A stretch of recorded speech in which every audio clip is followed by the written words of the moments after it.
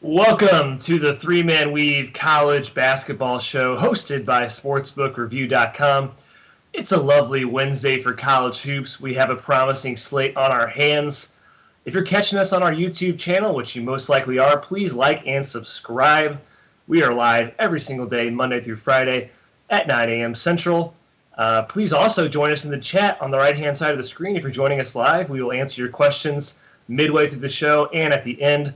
Fellas, Jim Root, Matt Cox, I know you guys watched a lot of basketball yesterday. We're going to get your takeaways. I'm going to Jim first. Jim, the Champions Classic, more like the second round Classic? Kai, I'm going away from the Champions Classic on this takeaway because it's early and we are all eating a whole big old bowl of crow because Andy Enfield is serving it to us. He shoved us in a locker yesterday. We kind of slandered him on the podcast or on the show here, and They beat BYU by 25. Absolutely steamrolled them. So tip of the cap to Andy Enfield. We're sorry we disrespected you. Maybe USC is a little better than we thought. Great defensive team. Ton of length.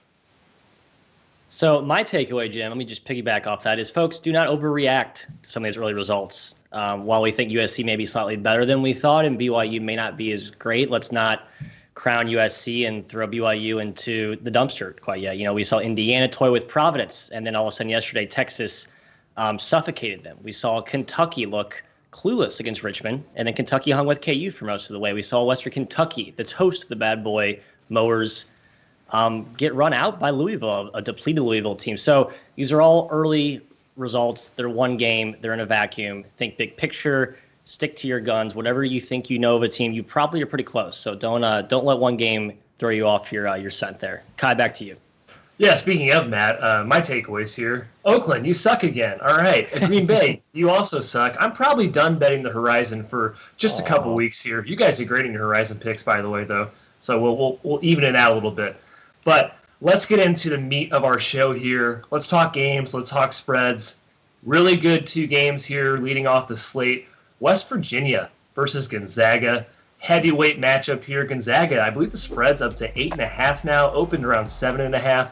Should be a hell of a game. I'm going to Matt first for some takes. Matt, do you believe the Zags hype, or do you think West Virginia has the horses to keep it close?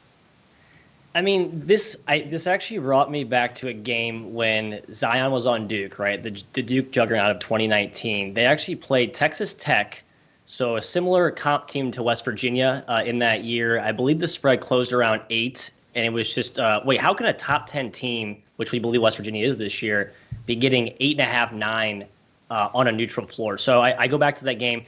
It played closer to like 4 or 5, but Duke kind of scummy to cover at the very end. They ran away with it. It's trash. To me, I mean, I know Gonzaga's on a tier above everybody else. They've proved that clearly so far. I would tread lightly on betting the Zags blindly here. If anything, now that it's 8.5, and I see it's pretty consensus across the boards per the SBR odds page, I actually might take a small taste on West Virginia. Jim, do you agree, or are the Zags too much of a freight train for you to get in front of right now? I'm not getting in front of it. I'm not riding them at that number, but I can't bring myself to go against them. What I like here is the under. I think Bob Huggins is a smart guy. Smart, yeah. He knows that he cannot run with this West. Like, you can't look at this Gonzaga team and think you can run with them. It's just not going to work.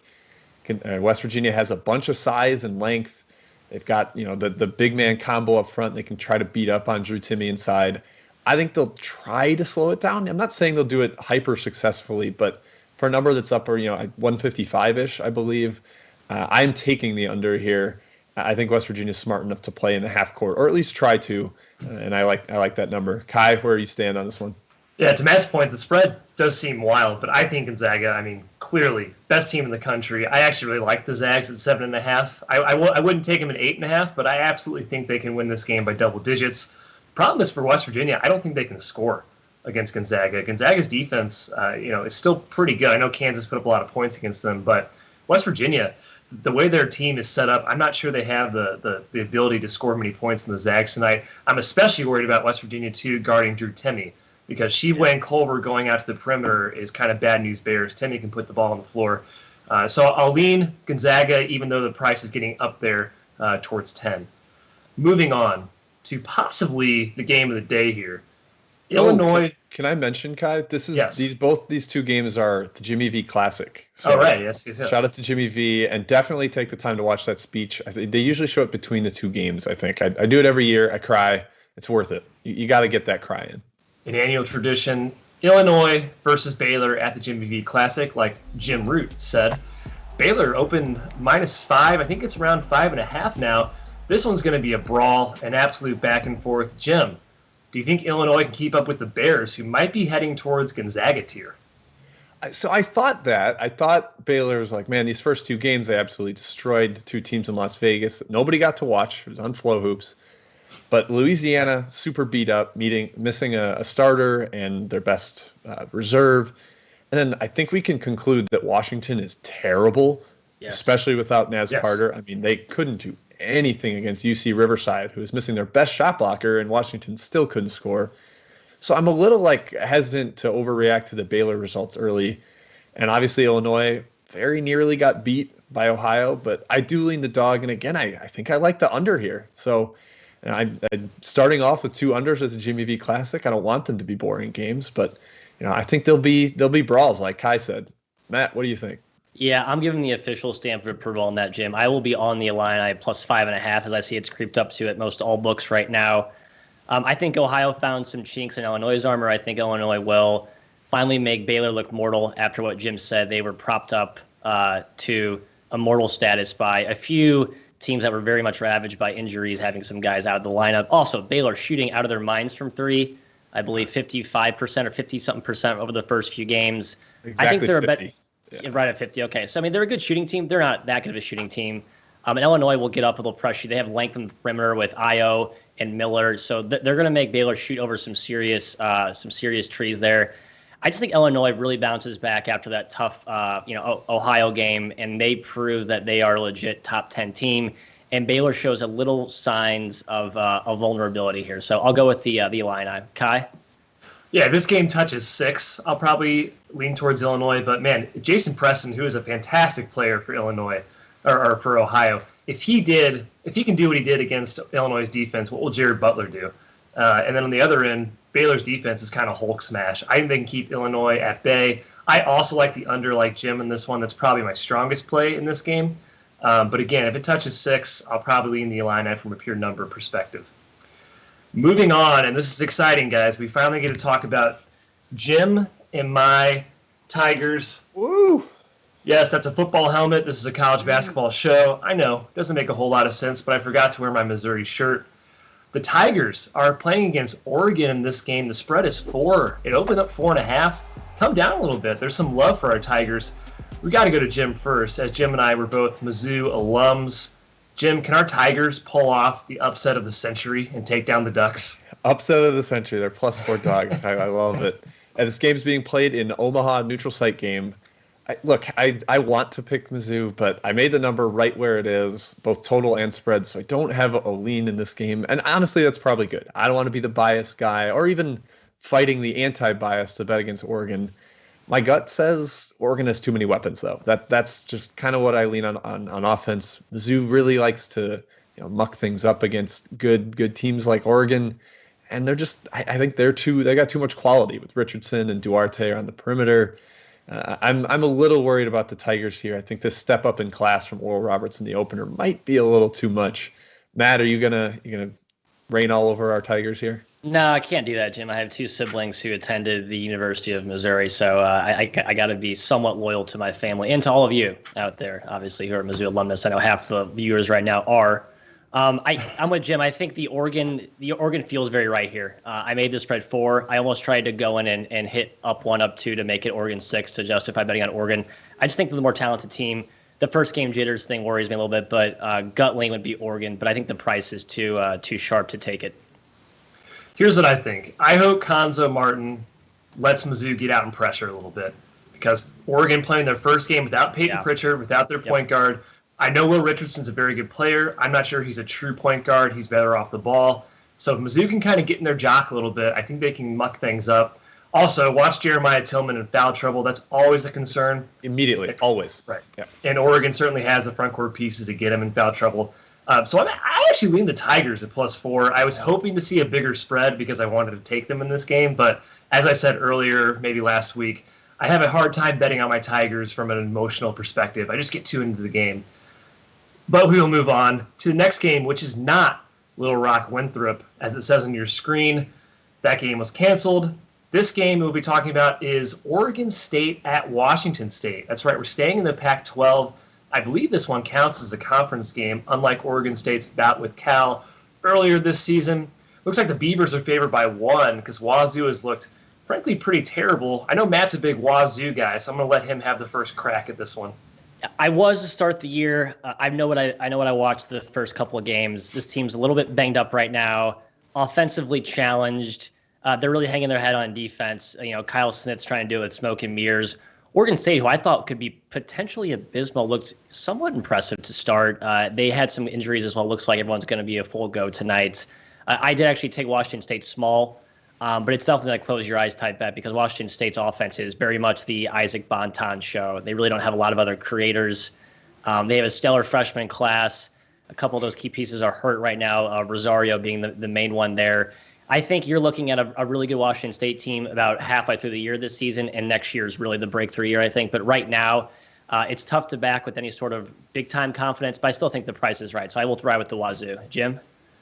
If anybody listened to our preseason podcast stuff, I slandered Oregon State pretty hard on our Pac-12 podcast. But as I look at them now, I think they're kind of decent. Like Ethan Thompson's a very good top-of-the-line weapon. They got the waiver for Alatiche, the transfer from Nichols, who's been solid. I like Jared Lucas. And, if you get Tarek Silver healthy, who is supposed to be, you got a nice weapon off the bench. I'm starting to buy the Beavers a little bit, and quite the opposite with Wazoo, who has barely beaten Eastern Washington, barely beaten Texas Southern. So, yeah, this is a stay away for me, but I'm kind of watching it with an eye towards maybe the Beavers aren't as bad as I thought. Right. Yeah, the Beavers, one of the best nicknames in sports, by the way. Ethan Thompson versus Isaac Bonton. Going to be a legit matchup. Two of the highest used players in the country. They're going to go back and forth in this game. I lean the Beavers with Jim, but rooting for Matt to win his Wazoo bet small, just so the kid can get some money in his pocket.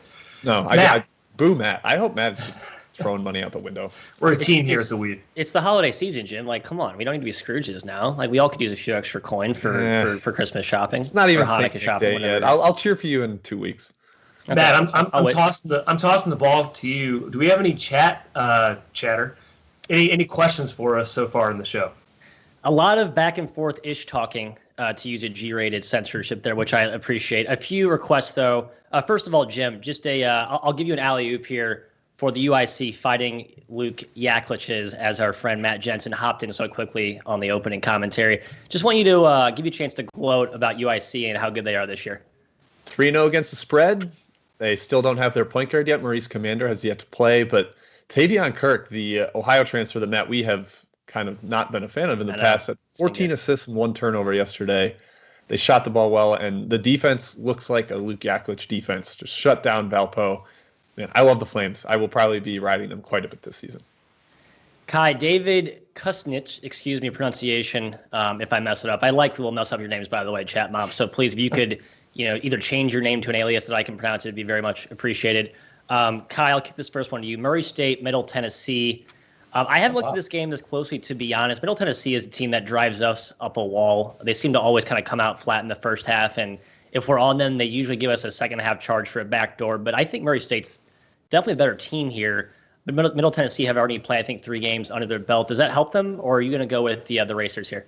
I don't think I've seen a spread in a while on this one. I remember I didn't lean either way. However, the travel's not much here. Murray State pretty close to Middle Tennessee. I like Murray State. Like you said, totally different class. Middle Tennessee struggled early this season. I'm not sure if they ever will be good again after last year's debacle, too. I mean, that's obviously a bridge too far, Jim. But I do think Murray State is probably the way I'd lean if I had to choose one or the other. Yeah, I think I tried to get Murray at a better number. I don't think I did. At 6.5, I lean Murray, and I lean the over here as well. That would be what I'm looking points. At. I agree with that. I'll take Fredo's question. He did 2 for Alabama and Providence. We'll save the former for a little bit later in our rundown. The latter, I'm actually already invested in Morehead State versus Ohio State. I had a bet on Ohio State against UMass Lowell, who's been kind of a low-key, low-major, mid-major wagon so far. Felt really stupid betting on Ohio State as a favorite. So I'm going to go back the other direction and fade the favorite here in this one. Morehead's not looked very good so far. But I think Ohio State just really lacks on that. They really lack backcourt creativity. They just really have trouble scoring. It's basically kind of a physical boxing match up front. Just not the style you want to play if you're trying to cover, double digits, especially in the teens and low 20s. So I will ride with Moorhead in that one. And then a few other requests in the chat mob for games that are foreshadowing our best bets. Wink, wink. Kai, back to you. Yeah, about the Moorhead thing, they beat Arkansas State by around 8. I was on Arkansas State that game. So Moorhead, not too terrible this year, Matt. Hopefully they can stay within the number for you against Ohio State. Oh. Yeah, Kai, they lost their best big man at right before the season, but they've got a freshman big, Johnny Broom, that's playing great. He had 25 and 17 against Arkansas State. Matt, I think one quick question from the chat. Luke Beasley asked about Drexel and Quinnipiac. I don't have a huge lean there. I feel like you do, though, Matthew. Big Quinnipiac guy. Baker Dunleavy, obviously Mike Dunleavy's. Is he his son? Is that right? Is that correct? Okay. Yes. God, we are old. Mike Senior's son. Mike Junior's brother. That's right. Exactly. A lot of talent there, and this team. I had a really good number on them last year. I think they came out and boat raced Fairleigh Dickinson to start the year, although a depleted Fairleigh Dickinson team. But I think this team's just a more talented team. Drexel struggled early on. They had some moments against Pitt, but I know Kai, it's a sore subject for you. I don't want to bring that up. I will lean Quinny here. There's one more request. VCU Penn State. I like VCU. Boom, done. Kai, back to you. Pitt cover that game, Matt. So I'm cool with Drexel. Anyways, let's move on. Duquesne versus UNC Greensboro, getting us back on track to our outline here. UNC Greensboro spread is up to -2 over the Dukes. The Dukes losing to Little Rock. Not a great showing in their first game, despite being such an experienced team. Jim, you have any leans in this one, Spartans or Dukes? Kai, I'm rejecting the transitive property here. Duquesne lost to Little Rock. UNC Greensboro beat Little Rock. But I think Duquesne completes the rock, paper, scissors triumvirate and beats UNCG. UNCG played yesterday, lost to Winthrop. Duquesne kind of got to take a day off. They're well coached. I like Keith Dambrot. I think he'll draw up a nice little game plan against the UNCG pressure. And Duquesne has some experienced guards. Sincere Carey, Tavian Dunn-Martin, they've been there. They turned the ball over like crazy against Little Rock, which they cannot do today. But I think they'll, kind of clean up their performance, look at what they did wrong. And I like Duquesne here, +2. Yeah, it's a tough spot. Yeah, it's a tough spot for Greens. I agree, Jim. It's just, the back-to-back. We've seen them get off to a few slow starts. Little Rock was one example. I just think Duquesne has some experienced ball handlers. I think they'll beat the pressure and they take care of business here. Kai? I agree. Bounce back, upperclassmen team. They start basically juniors and seniors. Like Jim said, Keith Dambrot, however you pronounce his name, great coach. Not that I don't think Wes Miller's a bad coach by any means, but I'll take the Dukes +2 in this one. Hopefully he gets higher. That'd be nice. Moving on to the Maui Wowie in Asheville. Slight liner note there. We're going to start with the championship. Yes, a little out of order, but that's how we do things at the Weave. Texas versus North Carolina. Texas opened up a favorite, -1 in this game. Maybe a little surprising after Texas opened a dog, I think, to Indiana yesterday. Matt, any big leans here? You're a Duke guy, but do you like UNC in this one? Purely from a line perspective, I think there's been some overreaction, again, as I mentioned, back to my takeaway. So make sure you take notes out there, folks. Texas looked really good against Indiana, but the fact that North Carolina was actually a dog to start off, I know the lines actually swung back, and UNC is now favored. If I'm correct on that, but I still like UNC. I see the same, Matthew. Yep. Yeah, I would still take North Carolina at anything at -1 or better. If it creeps up to -2, I'd probably start to tread lightly or maybe lower my unit size. I just think North Carolina's the better team. I know they haven't looked great in the first 2 games. Texas looked like a well-oiled machine.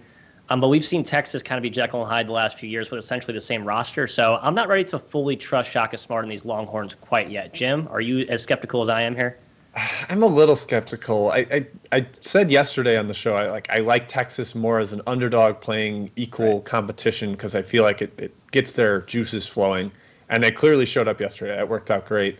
And now that they've been bet to a dog, it does worry me, but I kind of got to stick to numbers here. And I think North Carolina, just preseason, I thought so. I haven't seen enough to totally disprove it. I think they're the better team. So, yeah, I lean North Carolina here. I don't want to bet it up to 3, though. Probably about after 1.5, I'd just leave it alone. Glad to see the market correcting a little bit towards the heels. Size versus size, awesome front court matchup here. But like we said, I believe yesterday or the day before, or maybe Friday, Davidson eviscerated Texas on the block. UNC can absolutely do the same thing, despite Texas's size, their lob threats they have. They're not quite as tough on the boards as they should be with that type of size. So I'll lean the heels. Moving to the third place game, Indiana versus Stanford, similar colors. Should be another brutal brawl here. It is similar colors, Jim. The crimson and whatever. I just whatever. Woo! Couple of very exciting. Darker red, baby. I see a defensive battle, Jim. How about you? I agree. I think both these teams are better defensively than they are offensively. Now the number has been bet down. I'm not sure there's quite value there anymore. But they're all these teams in Maui are playing third game in 3 days.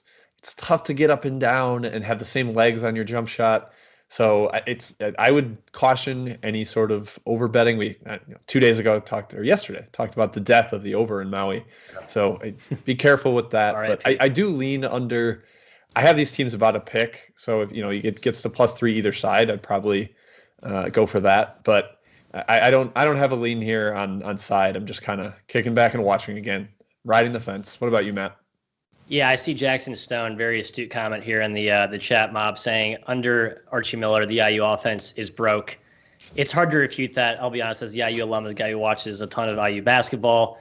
If you watched yesterday, IU struggle against Texas's length and athleticism, you're going to see a very similar type of story movie today against Stanford, who I think is actually a better defensive team, especially on the perimeter. Maybe not the overwhelming trees inside that Texas has, but from on the wing to guard. Rob Fennessy and Al Durham and Christian Lander better be ready to handle the ball against Dejon Davis and the pestering guards that Stanford will throw at you. I have no real lean here. I think the price is about right, but yeah, as an IU fan, I'm just going to sit here and pout and cross my arms as I'm frustrated with another year of what could be a stuck in the mud offense. We're concerned about our alma maters today. I know. I think that's the general consensus yes, around exactly. here. I might need to push back just a little bit, though, on the overreaction here, Matt. Indiana played a very good defensive team in Texas, like you said. True. Providence, though, a pretty good defensive team, and they absolutely tore them up. They sliced and diced them. Their offense looked really good against Providence. So maybe it's a bit of a bounce back here. Stanford, their defense, like I said, incredible. I believe Stanford's up to 2 right now. At +2, I might take a swing at Indiana. I know it seems wrong because I've watched these two teams last 2 days, and I absolutely think Stanford's better. But at +2, I might bet on a Hoosier come around here. We'll see where the line ends up. Getting down now to our best bets of the day. I'm going to kick it off here. And guys, this line has fallen quite a bit, but I'm gonna go with it anyways because I trust in my Jackrabbits of South Dakota State. It opened around +4, +3.5. They're at Iowa State today in Ames. There's no Hilton Magic this time, though, guys. There's no fans in the stands, or if there is, it's very limited. And this clone squad, it's frankly a smattering of misfit toys. It's a roster that's just jumbled together currently. They struggled with Pine Bluff a couple games ago, and we've seen South Dakota State already go toe-to-toe with some big boys already. So I like the Jackrabbits. They're the better team for me. I think they're going to win this game outright. I think the spread's around 1, 1.5. Maybe there's some 2 out there still. If you can grab that, that would be my recommendation. Matt, what is your best bet of the day? I just want to say I'm joining you, Kai. I'm a Jackrabbit guy as well. I'm also on board. And it's important we jump in and give a consensus approval there because a lot of requests from the chat have been coming on that game. So, yeah, it doesn't sit right with me to have South Dakota State, as a potential favorite against the Cyclones. But, I mean, Arkansas Peanut Butter had the Clones, shaking in their boots there for a little bit. So I'm not exactly. That's what we call Pine Bluff for the chat. They know that, Jim. They obviously know Peanut Butter's Pine Bluff. Come on, they're shrewd folks there. But Kai, my best bet, the Dons of San Francisco, a pet team of ours here at the Weave. I believe the line is now up to 2.5. Man, I would love to see that go to 3. I would want to just take out a bridge loan and add a little more there on the San Francisco Donnies. I think I'm seeing 3. I think I'm seeing 3. Yeah. Okay. Well, I might have to pause the show then and run out and make a phone call or two. But yeah, I think Nevada is just it's a team that's in the midst of an identity shift. They're playing a little slower this year. They have actually some size and physicality, which could be USF's kryptonite up front. I will concede that, but I also think USF can take advantage of that on the other end with some of their spread out shooting. I think USF's guards are fantastic. They get out, they pressure the ball, they can push in tempo and make stuff happen. So I think you'll see more of the San Francisco team that beat Virginia than you will of the team that lost to UMass Lowell in the opener. So that's my best bet. Jim, your thoughts? I'm also co-signing this. I'm hopping on with my He's yes manning here. today. I'm hopping on too, Matt. There you go. Best bets are good. They've got good best bets, and I'm going to end with one group hug, just one big group hug here. Except you guys aren't joining on my best bet, which is disappointing. My best bet is Texas A&M Tarleton State under. That's right. The newbies to Division I, Tarleton State, coached by Billy Clyde Gillespie. For the last 5 years of his head coaching career, when he was in D1, his defenses were much better than his offenses. I think it'll be similar here. Texas A&M is kind of a slow, pack the paint, force you to shoot over the top team. And I first game jitters a little bit in Division I for those Tarleton State Texans. So I'm going with the under there. I don't know if I can talk you guys into joining me, though, and making it a three-way consensus here. I'm not going to get the under, Jim, but I like the Aggies with the spread. It's a big spread, but I think Tarleton State's first game, I'm leaning towards Texas A&M. Buzz Williams. I don't know if he has hair right now or not, but everyone's changing their hair coaching-wise, so I'm going to lean with Buzz. Palpable Buzz Williams. Matthew, anything for Texas A&M? Honestly, no. I'm excited to watch Tarleton State and Billy the Clyde make his debut. So I'm going to see what they have to offer. I previewed that team. The roster is completely new. Finding any intel was virtually impossible. So if you're like a local Texas native and have some nuggets of information that basically no one else has, go to the book and make a bet accordingly. But it's impossible to know anything about this team right now. Gillespie is so close to the vest with this team. It's a stay away for me. A lot of chat mob chatter coming in here. The big one is St. Johnny's BYU. Kyle, kick this to you to start while I gather the rest of these requests coming in. BYU, is this a bounce back spot for the Stormin' Mormons? They were putrid offensively yesterday. St. John's getting Julian Champagne back, looked phenomenal off the bench. So two teams trending in different directions, but maybe we see a seesaw effect today. Where do you stand, Mr. McKeon? Well, let me ask you this. Was it BYU -2 as the opener on this one? Is that right? Ooh, if I remember right. Look, if BYU is a favorite, I lean St. John's, to be frank. Yeah, it's -1.5 right now. I like BYU still. Like I really do like this team, but this team isn't last year's BYU, and I think they're getting treated as it just a little bit. Obviously, the USC debacle, which we were mostly on the wrong side of. I made the game a pick. I just stayed away from Andy Enfield because, what I think of him. But I lean St. John's in this game. They're a team that's impressed me a little bit early on. The Boston College game was pretty good, despite the late run Boston College made. I like Mike Anderson as a coach, and Champagne coming back certainly is a reason to like the Johnnies as well. That Johnny's BC game was the most helter-skelter game I have watched all season. There were like 2 half-court possessions the entire game. It was just a track meet up and down, like a true sprint up and down track meet. And if Johns can do that to BYU, they're going to win. Like, I don't think BYU can win that type of game, but I trust Mark Pope to slow it down, play a little more half court, dictate the pace of the game. And that Johns team does struggle to score in the half court. So I sort of lean BYU, but nothing strong either way here. Maybe a little bit to the under if they're able to slow the tempo, but again, nothing strong. What else we got, Matt? Rapid fire, boys. Well, Matilda's asking about Oregon State, Washington State, and I'm just like, well, we already talked about that. You got to tune in for the full show. You missed it. It was in the rundown. Well, I'm sorry, actually, it was a late ad in the rundown. So full 30 minutes. Shame on you. Join us earlier. You missed our takes. I'm going back to my boy Fredo, who is the official commenter of the day. Ask about a game that we have, I think, a lean on. Xavier, Tennessee Tech. Jim, I'll kick it to you to start. But before I hear your thoughts, I want to give a quick toast to Tennessee Tech for committing a flagrant with my fake booze here at 7 or 9:30 a.m. in the morning, for committing a flagrant and technical foul at the end of the Chattanooga game 2 nights ago, helping us Chattanooga bettors carry a cover. Just a really scummy. The flagrant and the technical were hilarious. One guy just shoved somebody off the ball, and then they were inbounding off the flagrant, and the guy just batted it out of the inbounder's hands. It was like a third-grade temper tantrum. It was great. Yeah, it was good for Nuga. Yeah, wonderful. So, Jim, will Tech have any more temper tantrums tonight against Xavier, I guess? I made this line spot on. Xavier's been bad as a favorite lately. Yes. Tennessee Tech missing its coach, potentially missing its point guard and another starting wing. A total stay away from me. Yeah, stay away, Matt. Stay away. Rapid fire. Let's get one or two more here. Lipscomb, Cincy. Kai, any strong takes here? I know Lipscomb could be without two key players. I believe it's Cincinnati's first game of the year. Or do you have a strong lean here, Mr. McKean, or are you going to just learn about Cincinnati, I guess? Nothing strong. If Lipscomb was fully healthy, I'd probably lean towards them. But I think Cincinnati's going to be pretty good this year. They could be a lot better than people think. And I think Brandon's going to have a game plan for Abdullah inside, Lipscomb's best player, one of the best mid-major players in the country. Asajula. I found that it's pronounced that way watching the game. So Asajula, excuse me. Shouts to him. Matt, Scotty Schaefer was asking about Upstate. And I just got to answer that because, again, that's a team that's currently missing its coach. They're playing Eastern Kentucky, who just lost that overtime game to Xavier. Line's gone a little crazy. Might lean Upstate at that, but make sure you're investigating who's in the lineup for Upstate because Tommy Bruner's been beat up and came off the bench last game. So just make sure you're checking the lineup if you want to trust that game either way. Yeah, it's hard for me to trust a coach who's coaching virtually this year. So I don't know. Upstate gives me the heebie-jeebies a little bit. Do we have time for one more? Let's do one more. UT Rio Grande Valley, the Vaqueros, and Texas A&M Corpus Christi. I have thrown away money all year on Corpus Christi. I'm going to go right back to that well today. Fool me once, shame on you. Fool me twice, shame on me. Fool me thrice, shame on my wallet. We'll see how that turns out for me. Kai, Jim, any cosigns of my Islander take today in that one? I'm co-signing the money I've thrown away on them the first two games, which have been absolutely shellacked. I think I'm a little too scared to take them again here today, unfortunately.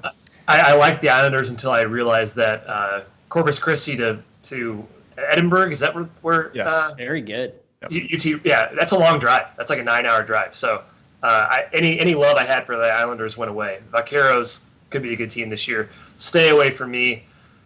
That does it for our show, guys. Appreciate you tuning in, whether it's a replay or live. Catch us Monday through Friday, 9 a.m. Again, please hit that like and subscribe button. That's 9 a.m. Central, by the way. And check out sbrodds.com for all the latest odds and sportsbookreview.com in general for college basketball and other sports content. Any chat questions you missed, just tweet at us at 3MW_CBB. We'll try to answer them there. Very good. See you guys next time.